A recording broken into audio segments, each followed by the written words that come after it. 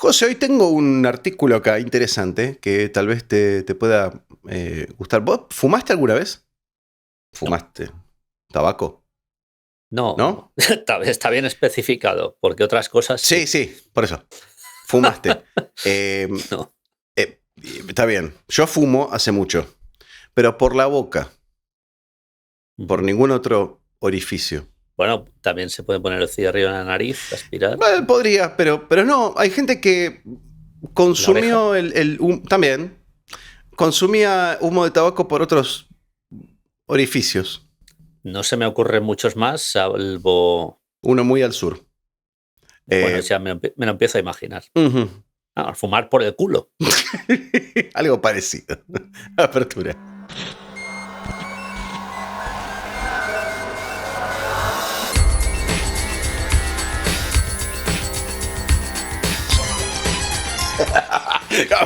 Venga a fumar por el culo. Claro. Claro, vamos a fumar por el culo. Bienvenidos a Planeta Absurdo, al episodio 28 de esta temporada, o algo similar a eso. Una verdadera locura, como acostumbramos a decir con José. ¿Cómo va, José? Treinta y tantos en total. En Bueno, total, en total. ¿Qué tenés ahí? es Halloween. Ah, claro. ¿Pero qué es? ¿El papel ese qué es? ¿Una No, notificación judicial o algo así? Algo que es dé mi miedo, disfraz. digo. Sí, da mucho miedo. Es una factura, es un recibo de la luz. Y sí, claro, sí, sí. Electricidad. Un buen... Scary like fuck. Sí, sí. Bueno, Es un buen disfraz de Halloween.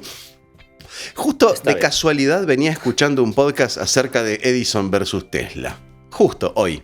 Así que traes una factura de luz, es afín al asunto. ¿Qué tenés Tengo ahí que hoy? decir, que me estoy, bueno, ya lo hablábamos antes of the record, El me asunto del estoy, estómago. me estoy medicando, por fin han descubierto la enfermedad que tengo en el estómago, no es terminal, menos mal, ¿no? Bueno, Así que podemos seguir grabando podcasts. también. Entonces estoy tomando una medicación que es horrible, es los primeros días, con lo cual no puedo beber cerveza. ¿Pero qué tenés ahí? No, pues no puedo beber cerveza, pues bebo vino, ya está. Ah, no, pero es que no se puede alcohol, señor. ¿Cómo Bueno, es? a mí el médico me Dijo, dijo, cerveza no. ¿usted bebe? Y yo le digo, sí, a mí me gusta beber cerveza. Pues no va a poder beber cerveza durante el tratamiento. Claro, Vale, fantástico. pero vino tampoco, José. Bueno, ¿no? pero a mí el doctor no me dijo eso. Yo acá tengo mi bebida cola habitual. Pues es un vino griego. Aquí lo voy a mostrar a cámara. Es un vino griego. La verdad es que Mavro Mandilaria. sí, Mirá. es jodido de leer. Es Sí, muy sí. jodido de leer. Sí, de acá Bueno, más todavía. son los dos nombres de los tipos de uvas que mezclan. Estos son mirá. dos tipos de uvas griegas. Una es del norte de Grecia y otra es de la zona de las islas del sur de Grecia.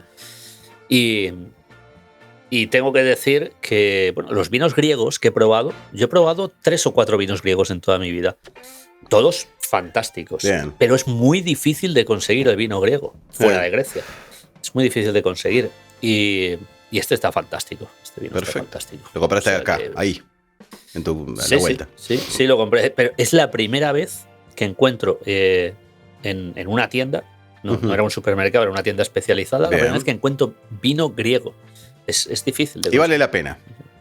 Sí. Vale la pena. El que no lo conozca, los que viven en países endógamos, de estos que solamente consumen sus propios productos, Me va a argentinos, costar. españoles. Va a costar, Pues, va a costar. Pero me les voy a hacer el recomiendo- esfuerzo. Si vale la pena, sí, por supuesto.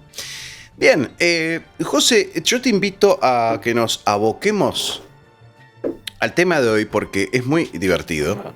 O sea, Gustavo, Sí. yo no voy a fumar por el culo. A No, partir no, de está ahí, bien. hablemos del tema. Que tampoco es estrictamente así. Hay unas imágenes muy interesantes de unos de las tripas de chancho que se usaban como fuelle, ¿no? Con una adaptación con una pipa al final. Vamos a empezar, ¿te parece? Enema de humo de tabaco. Una práctica que Pero es que es peor. Ahora que me has dicho lo del fuelle este, es Sí. que esto entra A la a presión. fuerza. Guafa. sí, no llega hasta. De hecho, genera abscesos cerebrales, tremendo. El tema es ¿por qué? ¿Quién va a ser tan hijo de puta? Bueno, el tema es así. El enema de humo de... Acá tengo un informe, una monografía sobre el tema, ¿no? El enema de humo de tabaco, una insuflación del humo de tabaco por el recto a través de un enema. Uno piensa en enema, piensa en líquido, pero bueno, evidentemente era posible. Bueno, fue un tratamiento médico. Es tremendo esto que estamos haciendo. Fue un tratamiento médico empleado por los médicos europeos para una amplia gama de dolencias. Y después vamos a ver más adelante que no solamente para dolencias, o sea, básicamente revivían muertos esos tipos con esta metodología. pues no era tan mala. No, pero bueno, la documentación en esa época tal vez era un poco más dudosa. Vaya uno a saber cómo es. El tabaco tuvo el reconocimiento de medicamento poco después de que fuera importado desde el Nuevo Mundo. O sea que estamos hablando ya de qué época estamos hablando. Estamos hablando de finales del siglo XV, ¿no?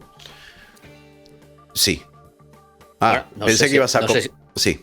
No, que no sé si este tratamiento comienza ahí desde que los europeos llegan a América o es ya una cosa muy a posterior. Claro, no sé. por eso hay que ver qué hacían los pueblos originarios aquí en América con esto, ¿no? Por eso vamos a desarrollar. Y el humo de tabaco fue utilizado por los médicos occidentales como una técnica contra el frío y el adormecimiento. Frío. Sería que el humo venía caliente. Bueno, yo tengo que decir una cosa, tiene bastante sentido. Sí. Porque, por ejemplo, en Finlandia... Yo voy a hacer un tratamiento, permiso. Cuando es adelante, pero lo que deberías de hacer... No. Sí, después. Vamos a seguir leyendo. Después. Vamos a dejarlo. No. La gente ya... No. Empiezan a pasar el programa 1 hora 20, van a 1 hora 30. Van a buscar el momento en donde Gustavo Mahler se para. No. No, bueno, decía yo que en Finlandia, por ejemplo, o sea, no es una locura lo de que el humo sea tratamiento contra el frío. En Finlandia, cuando estuve en Finlandia me di cuenta, todavía se ubican, cosa que no es en Argentina, pero aquí en UK hace tiempo que se eliminaron dentro de los pubs las zonas para fumadores. Sí. Que lógicamente acá y posiblemente en Argentina el que quiere fumar dentro de un pub, pues el que se va a la calle, y se fuma su calle, o algunos conservan algún sector. Claro, tienen que tener muchos metros cuadrados. En Finlandia, y especialmente en invierno, que tienen menos 40, claro, pues salir a la calle a fumarse un pitillo es una putada. Se la bancan. Entonces, tienen todavía las zonas, pero las zonas para fumadores son como unas urnas gigantes de cristal, donde no se ve nada porque están, bueno, yo recuerdo estar en un pub en Finlandia. Un extractor, póngame, señor. Sí, no. Y ver allí una urna, pero que no se veía nadie dentro, solo se veía humo dentro de ella. Sí. Me recuerda algún episodio de Get Smart. Había gente que no fumaba, claro, y que entraba ahí porque por el calor. Claro. Gente que entraba directa de la calle, que venían caminando a 40 grados bajo cero. Se metían un rato a la zona de fumadores, entraban ahí un minuto, como entrar por una puerta y salir por la otra. Perdón. Sí, pero es para aclimatarse un poquito y después se iban al... Bueno, exacto, pero eso debe ser... O sea que no es ninguna locura, ¿no? Pero no tiene que ver con el humo de tabaco, yo creo que debe ser porque estaban encerrados y no había poco oxígeno bueno, bla. Bueno, cuestión que técnica importada desde el Nuevo Mundo... la técnica y el tabaco, ¿no? En sí mismo. Pero su aplicación por enema fue una técnica adaptada de los pueblos indígenas de América del Norte. O sea que tiene su historia precolombina, digamos. El procedimiento fue utilizado para tratar el dolor de tripa e incluso para intentar reanimar a las víctimas de ahogamiento.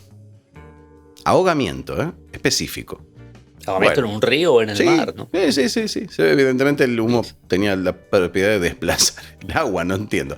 Bien. A menudo los enemas de tabaco líquido se practicaban para aliviar los síntomas de las hernias.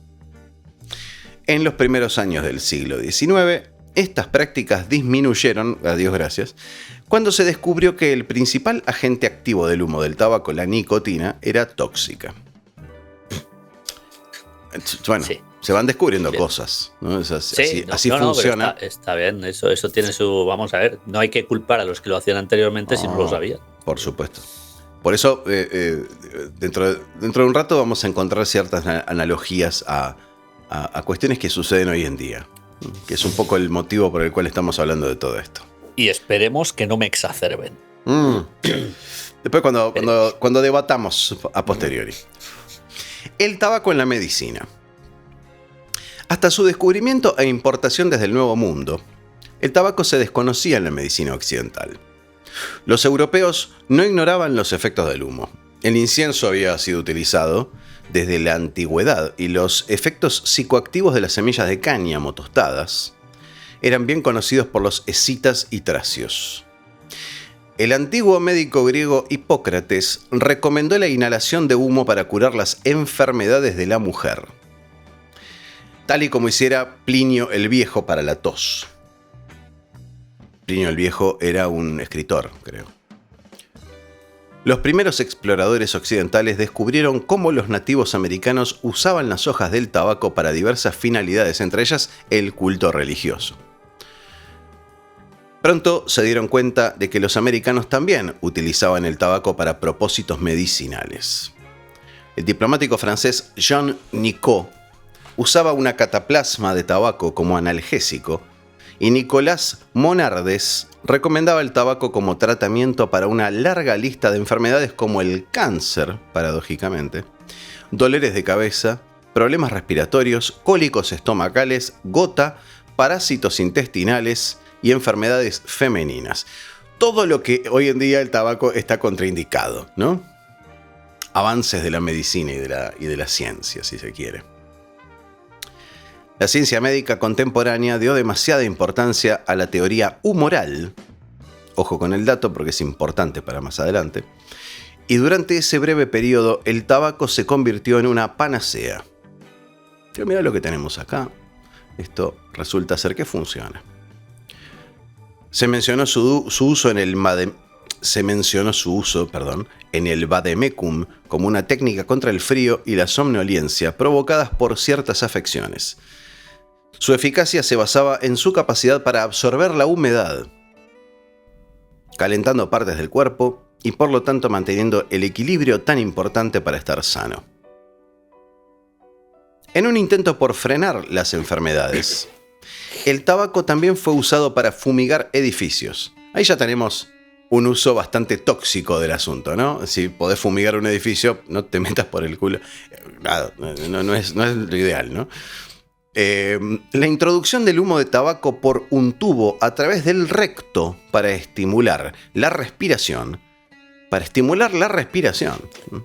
Sí. Acá llegamos al kit de la cuestión. Claro. El por qué se utilizaba. Sí. Estimulaba uno podría ponerse a pensar, ¿no? Es decir, a ver, estás metiendo tú. Si estimula la respiración, es porque el humo llega hasta lugares insólitos, ¿no? O sea, es que me parece un exceso, ¿no? El que entre por el ano, recorra todo el recto, todo el intestino grueso, el intestino delgado, el estómago. ¿Cómo cojones llega a los pulmones? Claro. Porque al final, qué conexión extraña tenemos acá. Exacto. Bueno, sí, tiene que llegar básicamente hasta la garganta, que es donde tenemos la conexión estómago-pulmones, por así decirlo. O sea, sistema digestivo, sistema respiratorio. Terrible. Y entra por el ano. O sea, no sería más fácil que entrara por la boca y entonces hacemos. No lo sé, ¿no? Digo yo. Sí. No soy doctor, no soy médico. Esta gente tampoco, evidentemente. Pero bueno. Extraño. La introducción del humo de tabaco por un tubo a través del recto para estimular la respiración fue una técnica practicada por primera vez por los indios de América del Norte. Un ejemplo precoz del uso de este procedimiento fue descrito en 1686 por Thomas Sydenham, que para tratar una obstrucción intestinal prescribió primero una sangría, seguido por un enema del humo de tabaco. Las sangrías, hay que decir que eran muy habituales, ¿no? Eran básicamente lo que se hacía con cualquier tipo de enfermedad. La sangría era básicamente extraer la sangre del enfermo. Exacto. Pero en aquel entonces no habían, pues como hay ahora, una extracción de sangre con una aguja. No, era un corte. Con una navaja se rajaba. Exacto. Y aquí tenemos la prescripción del famoso Thomas Sydenham. Dice: en este caso, por tanto, concibo lo más apropiado sangrar primero en el brazo y 1 o 2 horas después inyectar por enema un potente purgante. Y no conozco ninguno tan potente y eficaz como el humo del tabaco, introducido en las entrañas a través de una vejiga y una pipa invertida, lo que puede repetirse después de un corto intervalo, si produciendo excremento no consigue abrir paso hacia abajo. ¿Querés que lea de vuelta? No hace falta, quedó claro. No, sí, no, pero vamos a ver. Hay una cosa que me resulta lógica dentro de lo ilógico de todo esto. Dentro de todo esto, del contexto, sí. Que es lo de producir el excremento. Claro. Justamente. Físicamente tiene que ver. Cuando hemos comenzado el programa, yo pensaba que este tipo de tratamiento podía ser un tratamiento perfecto para favorecer. Por ejemplo, estreñimiento y favorecer. Pues en ese caso sí, lo veo lógico. Ahora, lo de hacer a uno la sangría en el brazo, luego inyectar esto, bueno. Sí, en fin, se entendió. Por decirlo de alguna manera. Introducir. Introducir humo. Sistema respiratorio, todo conectado, ya me parece una locura. Pero bueno, bien, lo de conseguir el excremento medianamente me parece lo más lógico. Bueno, esto que estás diciendo tiene sentido con lo que viene ahora a continuación, que le veo un uso más bien veterinario, ¿no? Dice, los enemas de humo de tabaco también fueron utilizados por agricultores daneses del siglo XIX en caballos que necesitaban laxantes. Y el antropólogo estadounidense Frank Speck relató que los actuales nativos americanos Catawba también trataban a sus caballos con esa técnica. Lo que no sabemos es si realmente funcionaba o el porcentaje que tenía de funcionamiento esto. Porque si es una técnica que me dicen en el 95% de los casos se conseguía aplicar como laxante, pues pues ya tenemos una solución para el estreñimiento fantástica. Ahí tenés, claro. Ahora, bueno, es cuestión de probarlo en humanos, ¿no? Bueno, yo creo que si funciona en un caballo, también funciona en un Debería, humano. Sí. No somos tan distintos. Bueno, ya sé que a día de hoy hay todo tipo de laxantes químicos que uno puede ingerir y tal, y seguramente es menos doloroso por supuesto, que la pipa, o menos la pipa de problemático que introducir humo. Menos invasivo. Seguro, también. Continuamos con la opinión médica. Con médica intuyo que estamos hablando de medicina humana. No creo que un caballo sea médico. No, claro. Bueno, en esa época realmente. Para los médicos de la época, el tratamiento apropiado para la muerte aparente, entre comillas, era calor y estimulación. Anne Green, sí. Perdón, ¿estamos hablando de catalepsia, por ejemplo? ¿Muerte aparente? Claro, sí. Evidentemente sí, estamos hablando de afecciones que convengamos que declarar muerto a alguien en esa época era un poco polémico. Ahí están los famosos féretros con campanitas para hacer sonar desde adentro porque sucedía. Pero bueno, cuidado, lo de esto de los féretros con campanita, que es bastante más actual de lo que nos creemos. En el siglo XX todavía lo sabían. Era básicamente, incluso en los años 60 se hicieron muy populares del siglo XX. O sea, no hay que irse tan lejos. Era básicamente por la enfermedad que es la catalepsia. La catalepsia. Que es, efectivamente, que es muerte aparente. Síntomas de muerte sin tenerlas. La sigue teniendo la catalepsia, me pareció leer no hace mucho, 1 de cada 1000 personas, que no es ninguna barbaridad. Sí.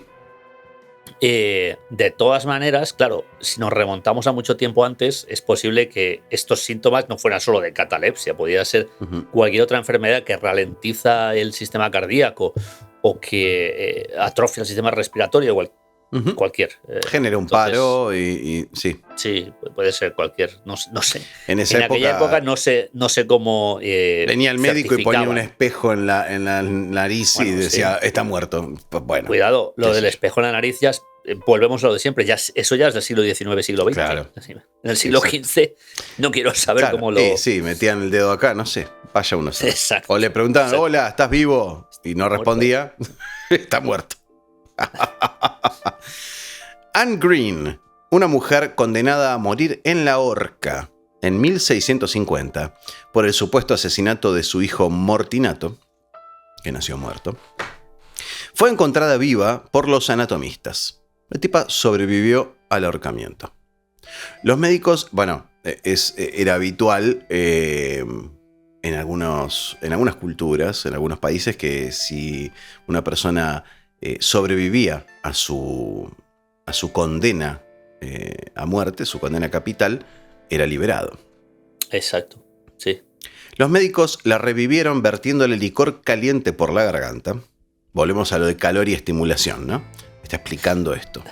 Licor caliente, que es coñac o lo que ven, alguna porquería licor, así. No es agua caliente. Es licor caliente por la garganta, frotando sus miembros y extremidades, realizando una sangría, aplicando cataplasmas calientes y con un enema aromático caliente que se repartiera dentro de su cuerpo para calentar sus entrañas. Después de acostarla en una cama con otra mujer para mantenerla caliente, se recuperó por completo y fue indultada. Eso es el corolario, lo importante, fue indultada. Hay varias cosas acá que me llaman la atención. Sí. Lo primero, que la acostaran con otra mujer y no con un hombre. Para mantener. Aquella época. Vaya uno a saber, sí, bueno. sí. Se ve que era la persona que estaba dispuesta a acostarse con una probable muerta. Fue la única que dijo, voy yo. Y otra cosa que me llama la atención es todas las barbaridades que le hacen a la muerta, la sangría, el tal. Era algo así como, bueno, por si acaso ha sobrevivido, vamos a rematarla. No, pero evidentemente la encontraron viva, pero no estaba respondiendo, claramente. No, lo curioso es que reviviera después de todas las barbaridades que le hicieron. Imagina, sí, era una tortura mucho peor que el ahorcamiento mismo. Así es. Después de ahogar, fue indultada. La respiración artificial y la inyección del humo en los pulmones o en el recto se consideraron técnicas indistintamente útiles. Funciona. Las dos, cualquiera. ¿Por dónde le metemos el humo? Por donde usted quiera. Pero el enema de humo fue considerado el método más potente, debido a sus supuestas propiedades estimulantes y caloríficas. Los holandeses experimentaron con técnicas de insuflación de los pulmones como tratamiento para quienes caían en los canales y aparentemente se ahogaban. Eso tiene lógica. Empujamos el agua dentro de los pulmones con algo. ¿Con qué? Humo de tabaco. Podía ser. Por el culo. No. Por vía oral. Por vía oral. Insuflación de los pulmones, dice. Eso sí. También, bueno, ¿por qué no meter aire puro? Exacto, para eso voy, justamente. Probaron con humo porque era lo que tenían a mano, pero a nadie se avivó que soplando era lo mismo. También se les prescribía inyección rectal del humo de tabaco a los pacientes como estimulante respiratorio. Aquí es donde entra la alternatividad en la medicina. Richard Mead fue uno de los primeros investigadores occidentales que aconsejó enemas de humo de tabaco para reanimar a las víctimas de ahogamiento, cuando, en 1745, recomendó enemas de tabaco para tratar un ahogamiento iatrogénico. La iatrogenia o la iatrogenia sería hoy lo que se considera mala praxis, ¿no? Es un ahogamiento causado por una mala praxis, causado por terapia de inmersión. Una terapia de inmersión mal aplicada, ¿no? Su nombre fue citado en uno de los primeros casos documentados de reanimación por inyección rectal de humo de tabaco, cuando en 1746 se reanimó a una mujer aparentemente ahogada. Siguiendo el consejo de un marinero, el marido de la mujer insertó la cánula de la pipa del marinero en el recto.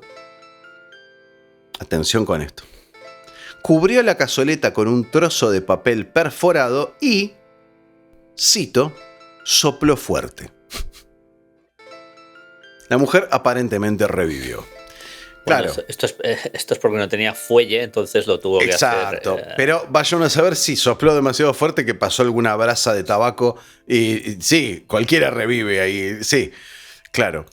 En la década de 1780, la Royal Humane Society, que sería la Sociedad Humanística Real, o algo así, instaló kits de reanimación incluyendo enemas de humo, en varios puntos a lo largo del río Támesis. No sé, échate un chapuzón, no hay problema. Si te llegas a ahogar, ahí tenemos una pipa preparada. Bueno, esto es lo que a día de hoy es el salvavidas.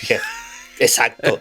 Si uno va paseando junto al río Támesis o incluso Clyde acá en Glasgow, hay salvavidas. Está el salvavidas y al lado hay una pipa. Ahora entendemos por qué. No, bueno, en aquella época no había salvavidas, estaba el fuelle con la pipa, básicamente, ¿no? Exactamente, y un fósforo. Y a principios del siglo, bueno, por supuesto, no nos metamos a ver qué hacían los vándalos de esa época, ¿no? O se fumaban la pipa, o no sé. Aparte, también habría que preguntarse si esas cosas eran de un solo uso, ¿no? Tengo esa curiosidad.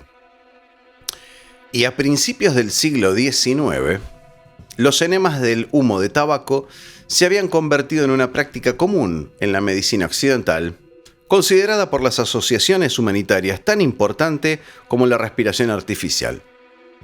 Es meter aire por cualquier vía. Enema de tabaco, respire y sangre. Mantenga caliente y frote hasta que arda. Y no escatime esfuerzos en hacer lo que puede que un día necesite usted. Sería el eslogan que estaba en las tapas en el río Támesis, sí, estaba escrito abajo de la pipa, ¿no? Escucha, ahora que comentas esto de insuflar aire por cualquier tipo de vía, a mí ahora me viene a la cabeza el por qué con el paso de los años se utiliza la palabra blowjob. Claro, sería insuflar aire por alguna vía. Es verdad. Blowjob es el aclaro para los que no son angloparlantes. Blowjob sería la práctica del sexo oral. Lo que en Argentina llaman el pete. No sabía que sabías eso. Sí, hombre. Sí, el nunca bien ponderado pete. Evidentemente, claro, alguno habrá pensado que era otra de las vías para insuflar oxígeno o aire. Pues básicamente que a uno le practican una felación. Y esto es blowjob. Es la denominación en inglés realmente y efectivamente porque blowjob significa trabajo de soplar. Esto es un literal. Estricto análisis. Entonces, no, a mí me está viniendo a la cabeza que en aquel entonces, mira, que mi imaginación es que llega muy lejos, encontrarían a alguien a la vera del río Támesis, a una señora arrodillada ahí. A la misma que se acostó con la muerta. Sí. A lo mejor alguien soplándole a uno que estaba vivo y estaba ahí soplándole y aunque haya revivido uno de 20 llegaron los policías y digo, ¿usted qué hace? Estoy insuflándole oxígeno. Estoy insuflándole oxígeno porque el señor se acaba de ahogar y el señor estaba sí, me acabo de ahogar. Después si nos enteramos que el origen de esta práctica fue a la vera del río Támesis tendría toda la lógica. Pero estamos haciendo un análisis puramente etimológico aquí, el día de hoy. Yo creo que tiene mucha lógica. Tiene. Sobre todo después de todo lo que acabas de decir. Después de toda esta locura, tiene todo. Sí. Asidero. En el año 1805, la aplicación rectal de humo de tabaco era una práctica tan establecida para tratar la obstrucción persistente del tubo digestivo que los médicos empezaron a realizar experimentos con otros mecanismos de aplicación. En uno de ellos, a un paciente que sufría de convulsión generalizada, sin esperanza de recuperación, se le practicó un enema de decocción de medio dracma de tabaco. Dracma es una moneda. Es la moneda antiguamente en Grecia. Como decir 10 pesos de tabaco. Yo no sé qué pasa, que ya ha salido un filósofo griego, ha salido el dracma, debe de ser porque está el vino cerca, pero aquí Grecia aparece hoy por todas partes. Tiene bastante aplicación. Vamos a continuar. Sí, agregale vino a la conversación. Se me está acabando. Medio dracma de tabaco en 4 onzas de agua. La decocción debía funcionar como un potente agente para penetrar y despertar la sensibilidad del paciente. Y sí, te despierta lo que sea. Y poner fin a las convulsiones. Sin embargo, vos el programa anterior mencionaste que sufrís de epilepsia. Tenelo en cuenta. Me estoy aterrorizando. Sí. Sin embargo, provocó agitación, náuseas, vómitos y sudoración profusa. Extraño, ¿no? También si te meten tantas porquerías por el culo, es lógico. A menudo estos enemas se utilizaban en el tratamiento de las hernias. En 1843, un hombre de mediana edad murió después de la aplicación realizada para tratar una hernia estrangulada. Y en 1847, 5 años después, en un caso similar, a una mujer se le aplicó un enema de tabaco líquido, este compuesto que describíamos antes, suplementado con un enema de caldo de pollo y pastillas de opio y calomelanos, que es cloruro de mercurio, por vía oral. La mujer se recuperó. Esto ya es aberrante. ¿Cómo vas a meter caldo de pollo? Era el tema de mantener calor y todo eso. Lo mejor de todo es que le meta mercurio, que es veneno para el cuerpo humano. No, iba a decir, de mercurio. Iba a decir, si todo esto se lo meten en el enema. No, eso fue por vía oral, ¿eh? Claro, o sea, el mercurio se lo dieron por boca. Comentaste eso y yo estuve a punto de decir, es que aunque se lo metan uno por vía oral, va a morir. Es lo mismo. Y luego me dice, recuperó. No, se recuperó. No tiene ninguna lógica. El cuerpo humano es absolutamente alucinante. Hace pensar en vacunas, ivermectinas y otros compuestos. Aprovechando la coyuntura, me gustaría saludar a todos aquellos pinchados que a día de hoy se están poniendo enfermos de una manera absolutamente increíble. Porque la comunidad científica nunca tuvo la más puta idea de nada. Esto lo demuestra, ¿no? O quizá sí tuvo idea de algo. De los pinchados se están enfermando de forma aberrante. Y los no pinchados, yo estoy aquí tan tranquilo, bebiendo vino y... Sí, con una bacteria en el estómago, que esta es una úlcera. Pero bueno, sí, pero no tiene nada que ver. Bacteria no se llama COVID. Es otra cosa. Se llama... Bueno, no, luego te diré el nombre porque, joder, es un nombre complicado. En 1811, un escritor médico señaló que la potencia del enema de tabaco es tan notable, bien utilizada la palabra notable, es tan notable que ha concentrado la atención de los profesionales de una manera extraordinaria. Hasta ahora no adjetivó mucho, pero no sabemos para dónde. De los métodos y efectos de la exposición al humo de tabaco por el ano, mucho se ha escrito, originando una lista de publicaciones europeas sobre el tema. Pues yo nunca había leído nada al respecto, pero bueno. Pero hay papers de esta época que describen las bondades de esta práctica. Los enemas de humo también fueron usados para tratar otras dolencias. En un informe de una revista médica de 1827, se cita a una mujer tratada contra el estreñimiento, la primera cosa lógica que escucho, con enemas de humo recurrentes, con aparente poco éxito. Según un informe, sí. Es lo único lógico y no tiene éxito, increíble. Sí. Según un informe de 1835, los enemas de tabaco fueron utilizados con éxito para tratar el cólera en la etapa de colapso. Se puede observar que antes de mi llegada a este caso, ya se habían incitado los vómitos estercoráeos. Googleé la palabra y no existe. Paréntesis. No. Y yo no tengo ni idea de qué es lo que significa esta palabra. Mi objetivo al ordenar los enemas de infusión y humo de tabaco era favorecer la reducción de cualquier hernia oculta o espasmo muscular del intestino que pudiera existir. La intención era buena, claramente. Ordené también que las cuidadoras de la muchacha, después de que ella tomara el mercurio crudo, la incorporaran en la cama con frecuencia. Ella estaba demasiado débil para hacerlo sola. Que la cambiaran de posición de un lado a otro, de frente y costado y viceversa, con el fin de favorecer la gravitación del mercurio al bajo vientre. Básicamente, sí, era sacudirla a la mujer en vez de agitar el frasquito. No, era agitarle a la mujer.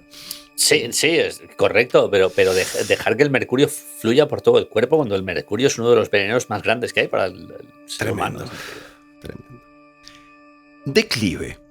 Entonces acá está el declive de la práctica, ¿no? Los ataques a las teorías sobre la capacidad del tabaco para curar enfermedades habían comenzado en los albores del siglo XVII. Ya mucho antes de esto. El rey Jacobo I se mostró crítico sobre su efectividad.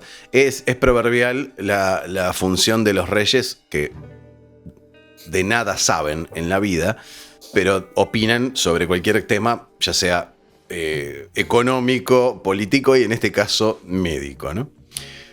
Al escribir, no se dignará a curar ninguna enfermedad salvo la de los caballeros aseados.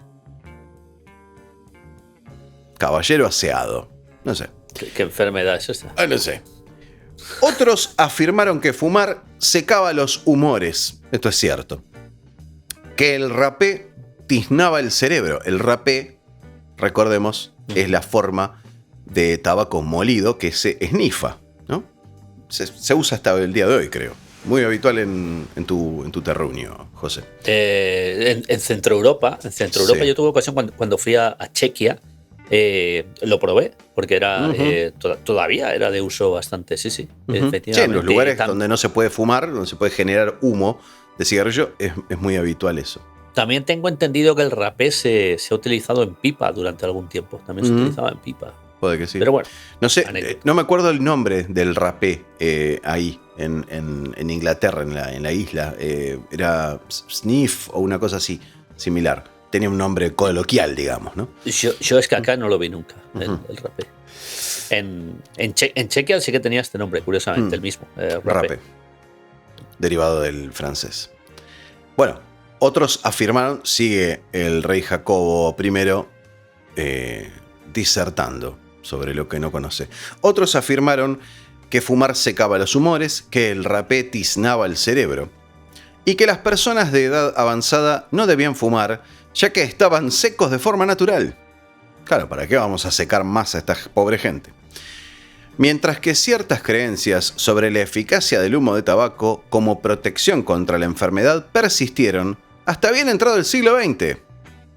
El uso de enemas de humo en la medicina occidental disminuyó a partir de 1811, cuando Benjamin Brodie, a través de la experimentación animal, demostró que la nicotina, el principal agente activo del humo de tabaco, es un tóxico cardíaco que puede detener la circulación de la sangre.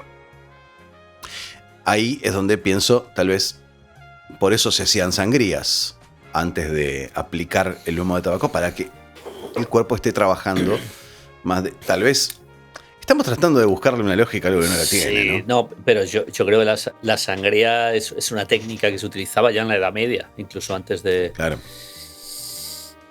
No lo sé, de todas maneras, sí, es lo que dice Gustavo, es buscar lógica lo que no tiene lógica. ¿Qué conclusión podemos sacar de toda esta mirada que tenemos sobre estas prácticas médicas que cayeron en desuso, a Dios gracias, y no hace mucho tiempo? Yo me pregunto si cayeron en desuso en todo el planeta, porque estoy seguro que hay algún rincón del mundo, algunos rincones seguramente, donde todavía se utilizan. Estoy absolutamente convencido. Eso por un lado. Por otro lado, perdón, hay alguien martillando, no sé de dónde. Por otro lado, a mí me hace pensar todo esto. ¿Cuál es el fundamento de la ciencia? ¿En qué pilar se para la ciencia para su avance, para su evolución a través del tiempo? Es una muy buena pregunta que nos llevaría otro programa llegar a contestar ahora mismo. No, claro. Pero a día de hoy, la ciencia es básicamente el fundamento de la ciencia a día de hoy es económico. Está bien. Estamos de acuerdo. Si se escribe un libro con un detalle, lo aplico a la ciencia y lo aplico también a la historia, ya puestos. Si se escribe un libro con un detalle que después se demuestra que es falso, la demostración de que es falso será omitida sistemáticamente. Porque a finales del siglo XX, principios del siglo XXI, la ciencia llegó a un límite, y lo mismo que la historia, a un límite que no puede ser corregida de ningún tipo, aunque se demuestre que sea incierta, por intereses económicos. A partir de aquí. Eso es cierto. Eso le sucedió al pensamiento científico, a mi entender también. Exacto. Pero tradicionalmente, estamos hablando de que la ciencia es prueba y error. En situación de laboratorio, en principio. Siempre lo fue, exacto. Sí, en situación de laboratorio. Está bien eso. Después están las pruebas y error que se pueden dar ya en ámbitos fuera del laboratorio. Sí, y en situación real, de vida real, también. Exacto. Se ha experimentado muchas. En hospitales, ¿cuántas veces no se ha hecho? En estos últimos 2 años ha sucedido. Efectivamente. Por eso traje el tema hoy, más allá de lo escatológico y de lo llamativo, lo divertido incluso, de debatir, hablar sobre un enema de humo de tabaco. Que por supuesto, toda la comunidad científica médica está en contra de esto, por todos los problemas que genera y que se sabe que genera y son ciertos, es verdad. Bueno, yo no he escuchado a nadie dentro de la comunidad médica pronunciarse en contra del humo de tabaco vía anal. Bueno, claro, sí. Quizá nadie se pronuncia en contra de algo que ya no se usa, en parte, o en forma generalizada. A mí me empieza a dar la sensación de que después de este programa se va a empezar a generalizar. Alguno va a andar probando cosas. No sé. Y así como yo, Gustavo, muchas veces comento lo de este programa nos lo van a censurar. Voy a apostarme prácticamente lo que quieras que este va a ser el programa más visto. Esperemos. No.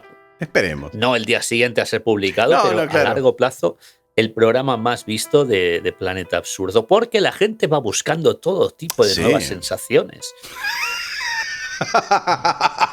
Yo pido por favor a la gente que está viendo este programa que no haga esta práctica en forma hogareña. Creo que ya llega tarde. Vamos a poner un disclaimer al principio. Claro, no, vamos a poner un cartelón así arriba de nuestras caras que digan, no pruebe esto. Experiencia llevada a cabo por profesionales, no haga esto en su casa. Esto normalmente lo hace YouTube. Claro. YouTube, cuando publica un programa, debajo pone el disclaimer de por favor. Cambio climático. El cambio climático es esto y esto y esto. Sí, un fact-checker va a venir a decir que esto es una barbaridad. Seguro que no, porque este tema ya no me interesa hacer un fact-checker. No. Ahí está el problema. Pero a mí, mientras leía esto en preparación del material, justamente, ¿a qué me llevaba el pensamiento? ¿A dónde fui con mi cabeza con todo esto? A que, evidentemente, la comunidad médica tradicionalmente intentó buscar respuesta a dolencias, enfermedades, problemas con el cuerpo, y tomaban lo que tuvieran a mano. Más si, como decíamos al principio, esta fue una práctica importada del Nuevo Mundo. Veían a los pueblos originarios de América realizar prácticas así y dijeron, evidentemente funciona, vamos a probarlo. Nadie se murió, si lo vienen haciendo hace un tiempo. Y claramente había adeptos y gente con cierto poder convengamos que el médico, y más en esa época, era una autoridad absoluta. Si el doctor sabe lo que hace, si el doctor me dice que haga esto, lo hago. Y ahí está el peligro. Bueno, ahí está el peligro, cuando el médico...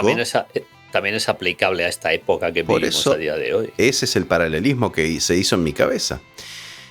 Cuando una persona con un título en la pared dice hay que insuflarse humo de tabaco por el recto, la gente va y lo hace.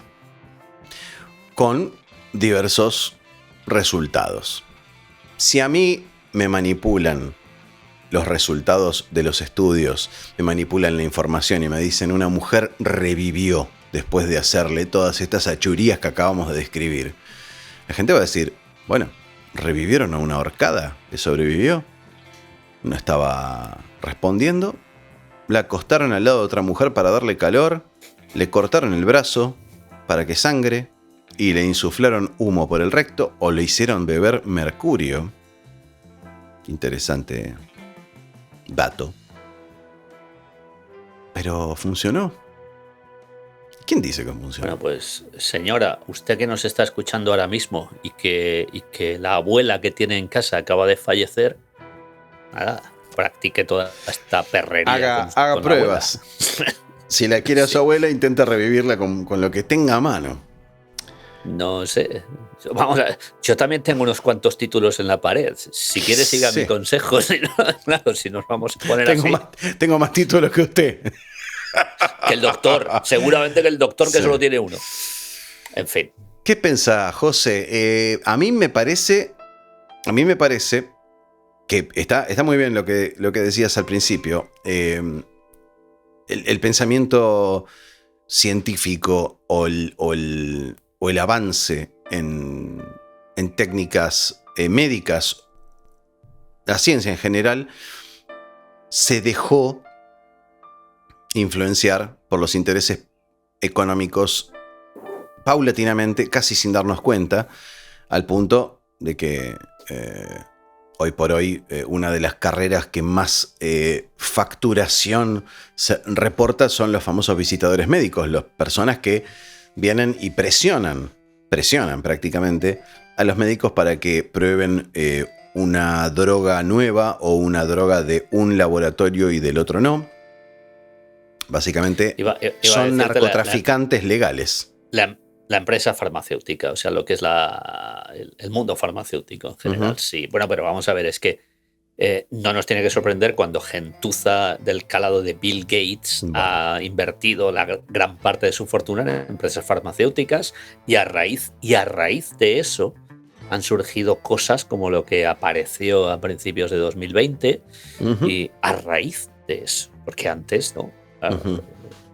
Bueno, pues sabían lo que tenían que hacer y todos sabemos lo que ha sucedido con el mundo farmacéutico hasta el punto de que ha habido algún momento, no demasiado lejano en el tiempo, en el último año, en el que se obligaba a algunas personas, en algunos países se les obligaba con pena de cárcel y reclusión si no pasaban por el aro de utilizar cierto tipo de fármacos que uno no sabía lo que tenían y que entraban directamente a su torrente sanguíneo. Más comúnmente y llanamente explicado, el pincho, básicamente. Sí. Al fin y al cabo, podríamos decir que estos médicos al menos eran honestos y decían, hágale tomar a la señora mercurio crudo. Por lo menos uno sabía lo que le estaba dando. Pues sí, bueno. Hoy te hacen poner una vacuna en donde no se publica el contenido del ¿cómo se llama? ¿El frasquito? Bueno, vos decís vacuna, pero de vacuna, bueno, que yo sepa, de vacuna tiene poco. Es un pincho sí. que no, porque una vacuna, si uno va directamente al diccionario, es una... lo que se inyecta con una vacuna es un virus muerto. Inactivado. Para que el sistema inmunológico del cuerpo reaccione ante el virus muerto y cuando el virus vivo le ataque, ya esté protegido. Ese es básicamente el principio activo activo o muerto el de principio, una vacuna. El principio de una vacuna. El principio de la vacuna. Entonces, una modificación del ARN, como se ha comentado por activa y por pasiva, que es esto, oficialmente, que fuera de la oficialidad a saber, pues una modificación del ARN no es ninguna vacuna. Es básicamente una modificación del cuerpo humano a través de una inyección. Lo cual me parece absolutamente espeluznante. Sobre todo teniendo en cuenta que el ARN se transmite. Igualmente... de padres a hijos. No es, sí. De todas maneras, no es exactamente lo que sucede cuando uno habla de una vacuna de la tecnología ARN mensajero. No son compuestos mutagenéticos. Se supone que no cambian el ADN. En papeles sucede que no es para eso. El problema es lo que no están diciendo. Porque con la excusa de las patentes, yo estoy de acuerdo de que las empresas tienen que conservar las patentes de lo que desarrollan, porque si no, no hay competitividad, las vacunas van a seguir siendo caras y la idea es competir en un mercado. Hasta ahí estoy de acuerdo.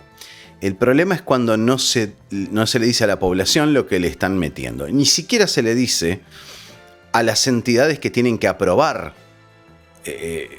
FDA y análogos a otros países. No se les dice, y entonces como con el apuro de que una pandemia, que entre paréntesis el concepto de pandemia la OMS lo cambió los últimos años para que cualquier cosa sea una pandemia, entonces vivimos en estado de alerta permanente. Ergo, este tipo de compuestos se presentan como la panacea, una nueva panacea. Insúflese humo de tabaco por el recto. No pasa nada, funciona. Créame, porque estamos en estado de emergencia. Comparación y analogía totalmente correcta.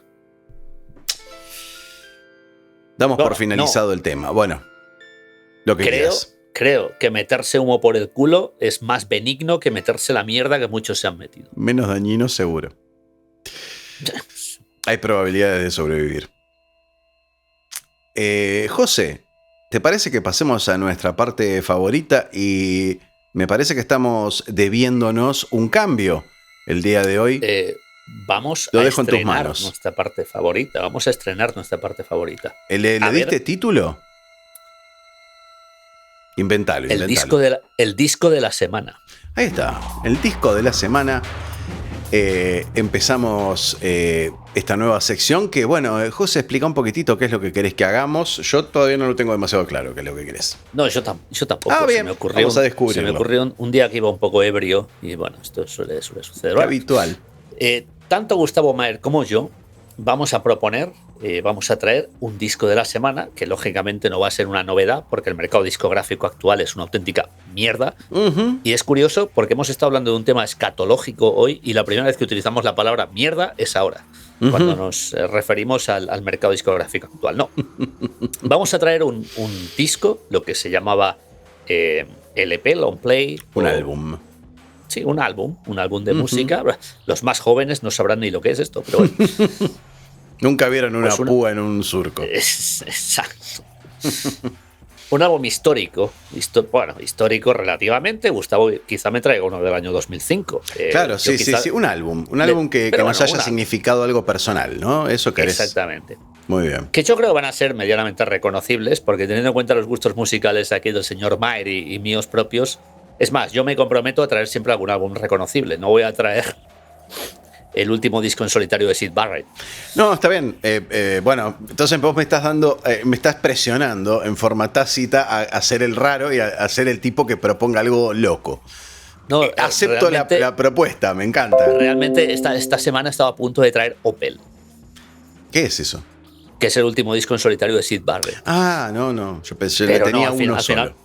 Al final me contuve. Tiene tres. Mira vos, llegó a ser algo. Bueno, me contuve. Entonces arrancamos y yo necesito tu ejemplo, así que te escucho. Empecemos. Bueno, pues me tienes que dar un segundo porque no tengo el disco aquí. Ya me gusta tener el disco físico. Lo vamos a buscar entonces. Bien, y creo que tenemos los discos en nuestro poder. ¿Cierto? Sí. Vos tenés otra cosa en la mano. Sí. El primer disco que voy a utilizar es un disco de Sirtaki, que es esta música popular griega. Ah, mira. No, es una broma. Me imagino que vas a ir por algo un poquito más convencional. No sé por qué me lo imagino. Tengo que empezar yo, por cierto. Sí, claro, sí, porque me tenés que marcar el camino de lo que querés. No sé si querés hacer una apreciación musical, si querés ubicar el disco en una época particular, no entiendo. Usted. No, bueno, quizá hoy te presento un disco de los 80, mañana te presento uno de los 50 y al día siguiente uno de... O sea que no lo sé, pero bueno. En el juego de los personajes solamente puse un 10. Ajá, sí. Creo. Sí, no puse 2. Creo que le puse uno a Eric Clapton. Puede que sí. Y otro a George Harrison. Y claro. Si uno me pregunta... Es más, tenés el Cloud9 en la mano. Sí. No lo sabía, lo adiviné, genuinamente. Bien, Cloud9. Ahí está. Cloud9. Claro que sí. Cloud9. Bueno, para la gente que no lo conozca, habrá mucha gente que no lo conozca. Probablemente. Álbum, que lo vamos a dejar aquí un rato. Yo no lo conozco entero, por ejemplo. Nunca tuve el ejercicio de escucharlo completo y debería. No hace mucho, alguien me preguntó, cuando estaba en un pub y me dijeron, voy a pinchar el álbum que me digas. ¿Y cuál es el mejor álbum de la historia, según? Y yo dije, eso es, vaya pregunta, el mejor álbum de la historia. Incluso cuando me dices un top 10, lo tengo muy difícil. Bueno, pues le dije Cloud9. Bueno, no sé si es el mejor álbum de la historia. A mí es un álbum que siempre me fascinó desde el primer día, empezando por la portada. Sí. No puede haber una portada más cool que esta. Sí. Habitual en la época. Sí, vamos a ver. Estamos hablando del año 1987. Años 80. Desde luego el peinado ya lo dice todo. Estas lentes oscuras son muy ochenteras espejadas. también. Yo tenía unos, sí. Me los robaron en mediados de los 90. O sea que los usaba hasta... Los tendría hoy si no me los hubieran robado. Exactamente estas lentes de George Harrison, exactamente las mismas, las perdí un día que iba realmente muy mal en Glasgow. En el año 2012-2013. O sea que hasta entonces la estuve utilizando. Pero bueno, pues la guitarra Gretsch que utiliza es una Gretsch que utilizaba con The Beatles también. Sí. Creo que es la Gretsch 64. O sea que... La recuerdo, la he visto. Bueno, ¿qué hay en este álbum? Bueno, en este álbum hay muchos singles realmente espectaculares. Yo creo el más conocido, aquí está la contraportada. Aquí están a ver si las canciones, no sé si se aprecian. Sí, no. Vas a tener que leer. El single más radiado es Got My Mind Set On You. Seguro. ¿Qué era de él la canción? Es curiosamente una cover. Es la única cover del álbum. Recuerdo a una persona que le gustaba muchísimo esta cover de Got My Mind Set On You de Harrison, ponerle la cover, la canción original, la versión original, que es del año 62, me parece, de Ring Clark. Y dijo, ¿esto qué mierda es? Digo, claro. Esta es la original. Claro.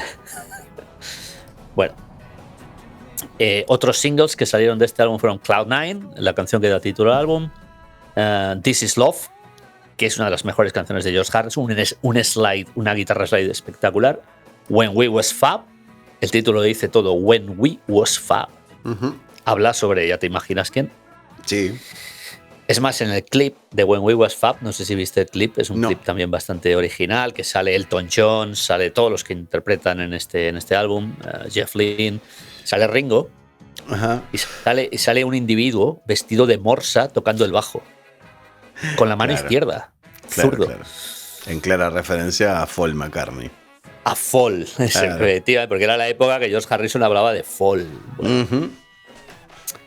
Y ya está. Y me gustaría simplemente la parte interior del álbum mostrarla, porque acá sale el personal que interpreta el álbum. Bueno, aquí alguien puede reconocer en esta foto. Sí.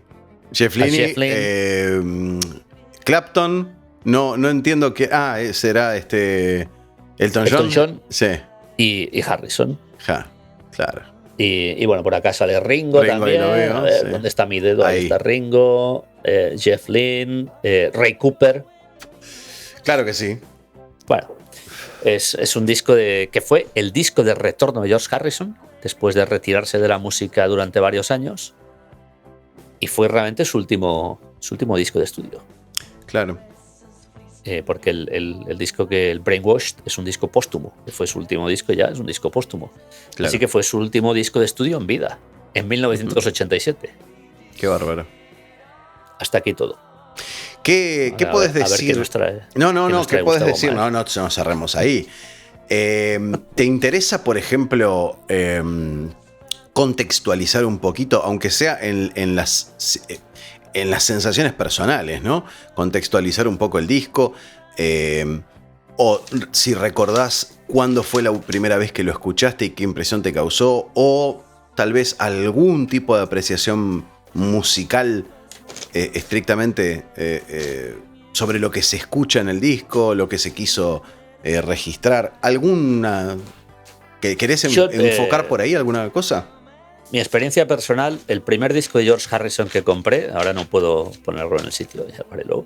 El primer disco de George Harrison que compré fue el Best of Dark Horse, que era un recopilatorio del año 76 al 89, que lo compré como novedad en el año 89 y me pareció fascinante.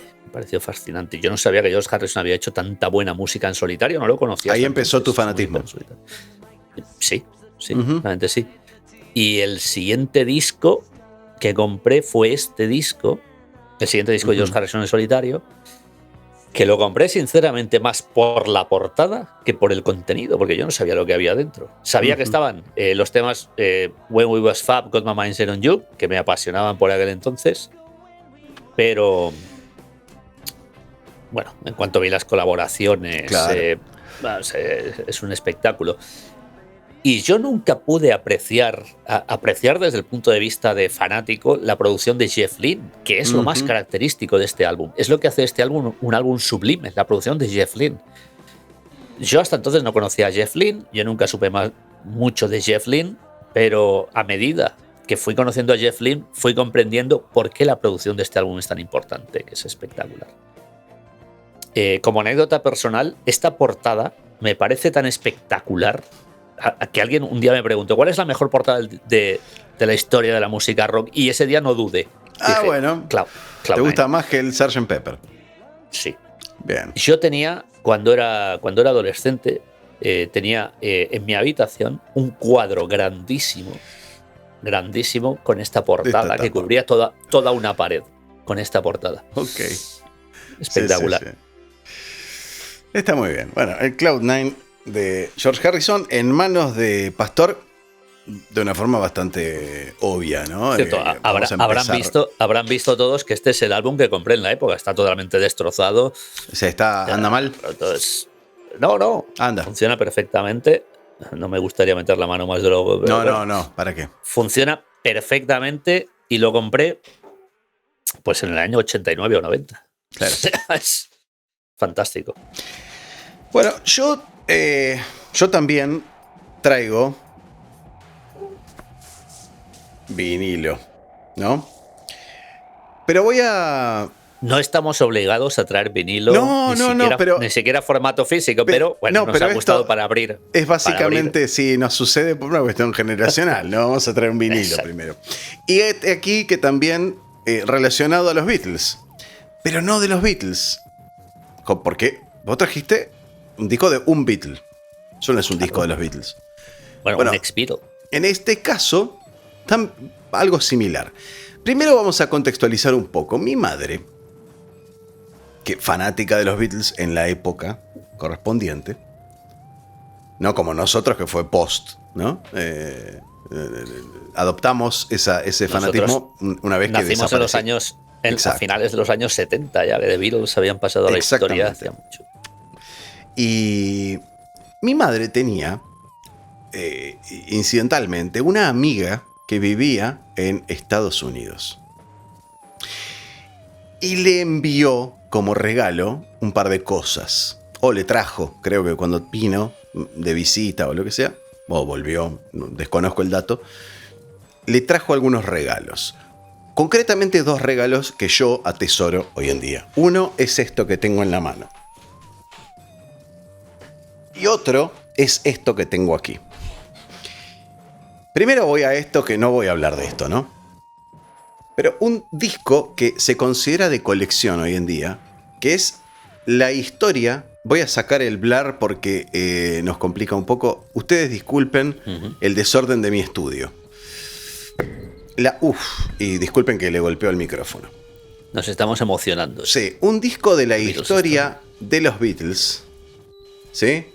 Que, por supuesto, es una edición americana, ¿no? Muy desafortunado el tema de la bandera unionista, pero bueno. Sí. Y este es un disco, por supuesto, americano, 100% americano. Este es un disco de colección, de verdad, ¿eh? Es único. Y es doble. Y está narrado. Hay poca música. Pero trata las distintas etapas. Habla de la Beatlemanía. No veo lo que estoy haciendo. Ahí está. Sí, sí. Y las fotografías son fantásticas. Claro. No, es maravilloso. Pero no vamos a hablar de este disco. Esto es el arte. El arte es maravilloso. El disco, no vamos a hablar de este disco porque no es un álbum. No, realmente no es un álbum. Pero por vamos, supuesto. Sí que Bueno, me la compliqué a mí mismo porque los guardé a los discos de forma adecuada, con la bolsa apuntando hacia arriba. Pero el disco es lo que hoy se podría considerar un disco de 180 gramos. Nivel audiófilo. ¿Sí? Es muy, muy grueso. Y está impecable, mirá, el brillo. Es como se hacían los vinilos en los años 60. Es como debería ser. Yo tengo pesados, en mi poder un disco de Capitol Records original, que salió de la planta de creo que Filadelfia, creo. Esto es un tesoro, pero no voy a hablar de este disco. Voy a hablar de este. Esto es más habitual de encontrar. La tapa está en un estado deplorable. The Baroque Beatles Book. Esto es música barroca inspirada en canciones de los Beatles. Ahí creo que se puede ver bien. Ahí está. Esto es espectacular. Esto es una maravilla. Nunca lo vi en mi vida. El otro sí. ¿El otro has visto? No, bueno, del otro sí que conozco la historia. Pero bien. Este disco incluye, por supuesto, en la época había liner notes, ¿no? Gente que el recopilador es una orquesta alemana dirigida por Joshua Rifkin. Y aquí está la lista de las canciones, ¿no? Que son adaptaciones, por supuesto, de Epstein Variations. Es muy gracioso esto. Es muy, muy interesante este disco. Muy interesante. También resulta ser, este no tiene protección, pero el disco del sello Elektra, también el brillo es maravilloso. Está muy bien, es muy buen estado. Yo creo que si lo limpiara y lo remasterizara, sonaría muy lindo. Existe este disco, es fácil de encontrar. Creo que, no sé si no en Spotify no se encuentra. Un poco el fundamento de esto que estamos haciendo con José es que mientras escuchan el programa o después de escucharlo, se vuelquen a la apreciación de estos discos porque los presentamos de alguna manera con un objetivo. Darlos a conocer realmente. Claro, y tal vez, bueno, estamos hablando de discos físicos, la mayoría, hasta ahora, hoy al menos, volver un poco a la actitud de sentarse a escuchar música y a apreciarla.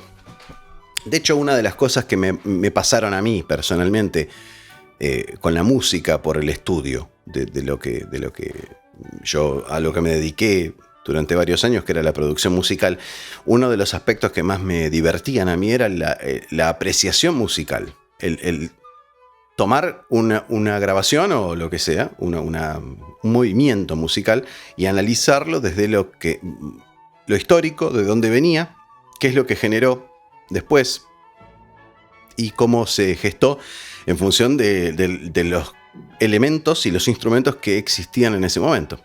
Así que es muy interesante. Estos discos vinieron de América, de Estados Unidos, y bueno, por supuesto, son de la época... esto fue publicado en el 65, este disco particularmente. Y yo recuerdo, sí. Lo cual me lleva a pensar que no habrá canciones posteriores al 65. En esas y no, claro, ¿no? Barrocas. Sería Wanna Hold Your Hand. No. Yo creo que lo más... Ticket to Ride.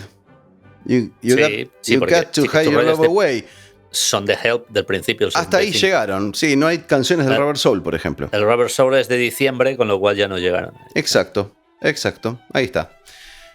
Entonces, ¿a mí qué me pasó? Yo esto lo he contado alguna vez y no sé si en tu programa no lo conté, en Planeta Cero. Un día me despierto, un sábado o domingo, tenía unos 8 o 9 años, recuerdo. Y del living de mi casa provenía un sonido particularísimo que yo no entendía. ¿De qué la iba eso? ¿Qué era eso? Y llego y había como una especie de reunión familiar poco habitual en mi casa, que es que mi vieja tenía unos discos en la mano, discos de vinilo, por supuesto. Hablaba con mi viejo, no recuerdo si mi hermana estaba por ahí, pero yo llego y digo, ¿qué es esto que estamos escuchando? Mi vieja había encontrado sus antiguos vinilos de los Beatles, y ese día me quedó grabado a mí. Ahí creo que empezó mi fanatismo. Ese día, cuando a los 8 años, 9, escuché ese ruido a lata propio del vinilo, propio de un vinilo impreso en Argentina en los años 60, porque los discos que tenía mi vieja eran nacionales, ¿no? Pero igual había algo ahí en esa música que era algo irrepetible, algo que yo no había escuchado en ese momento. Estamos hablando de 20 años después, una cosa así, en los años 80, 88, suponete. 19 años después del Sgt. Pepper. Mirá, ¿no? Uno piensa que, no sé, uno ve los 60 como muy lejanos y no lo son tanto, tal vez, ¿no? Y entre los discos de los Beatles se encontraban estas dos piezas. Yo soy guardián ahora de todo ese material. Tengo todo ahí atrás, aquí. Son todos los discos de los Beatles y los tengo en mi poder. Pero los custodio como algo muy importante. Que cada tanto los revisiono porque lo merece el material. Y al día de hoy creo que José y yo somos asiduos oyentes. Uno tal vez dice, me gustan los Beatles. Claro, pero ¿cuánta gente los escucha? Tal vez no es raro que una vez por mes uno ponga un disco de los Beatles en casa. A mí me siguen sorprendiendo cuando escucho alguna canción accidentalmente, pero sí. Canciones que no son ni mucho menos hits. No. Te puedo hablar, esta última semana estuve obsesionado con I'm Looking Through You. Que es una canción de Rubber Soul, que es una canción perdida en mitad de Rubber Soul, y que además es de Paul McCartney, que es mi Beatle más odiado. Gustavo bien lo sabe. Y estuve obsesionado con ella. Bueno, The Beatles tienen algo, yo no sé exactamente muy bien, que atrae de manera irracional. Quizás porque nos educamos y crecimos con ellos, no lo sé, Gustavo. Por un lado es eso, y por otro es algo que es lamentable. Que es que en comparación, mientras más pasa el tiempo, más geniales se ponen. Sí, porque la música ha ido completamente hacia abajo. Exactamente. Entonces, nunca está de más revisar discos viejos, música hecha en otra época en la que la tecnología, lejos de ser limitante, obligaba a hacer música de verdad. A hacer genialidades. Y hacer cosas, y a tocar bien y a afinar bien, a falta de cualquier otro elemento que te permita limpiar la ejecución. dígase edición, dígase cortar y pegar una nota que está mal tocada o afinar una voz. Cualquier disco previo a los fines de los 80, de ahí hacia atrás diría, carece de cualquier, te diría principios de los 80, carece de cualquier técnica para embellecer una ejecución, que me parece que, y esto me gusta de estos juegos que hacemos al final del programa, reivindicar una manifestación artística más allá de un producto. Ese es el fundamento que yo le veo a esto.